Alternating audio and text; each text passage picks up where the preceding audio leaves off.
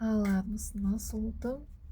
Сәлем, кебеженің түбінде жатқан алтын асықтай көрермендерім, қалдарыңыз қалай? Жалпы болжамға мынандай сұрақ: ақша мәселесі. Қалай оны күшті етуге болады, күшейтуге болады? Қалай бірді оңғысам болады? Кедей бай болсам екен, бай құдай болсам екен? Сондай тақырып қойық. Ақша мәселесі.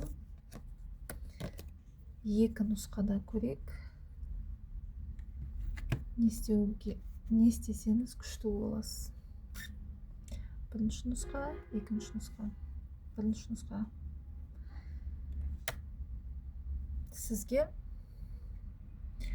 өткеніңіздегі жасап жатқан өткендегі жоспарлар бәрін жойып тастау керек та, бәрін жаңадан бастау керек.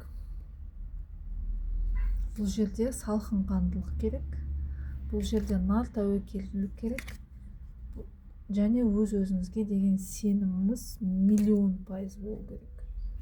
Өткендегі нәрселер болмайды, бұл жерде қалай байысаңыз болады? Жаңа бірдеме жасауыңыз керек.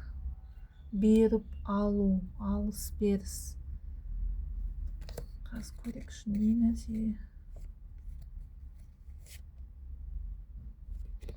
Ауырдың үстімен, жеңілдің астымен жүруіңіз керек.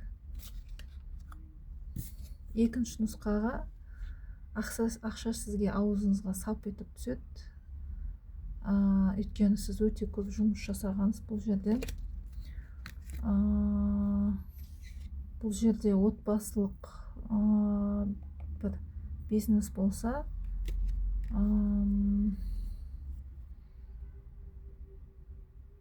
енді білмеймін, әділмен. Мысалға, сіз мынанша пәлен мың құйсаңыз, сол пәлен мыңыңызды қайтып ала аласыз 2 есе. Егер бәрін тап-тұйнақтай орындасаңыз, сізге бүкіл нәрселердің бәрі тап-тұйнақтай болып келеді. Бұл жерде сіз өте көп әрекет жасаған екенсіз. Сондықтан бұл жерде өте үлкен күрес жүрген, сол үшін аузыңызға сап ететін сол. Қандай да болмасын, бұл сіздің өміріңіз. Сондықтан әрекет етіңіз, іске көшіңіздер.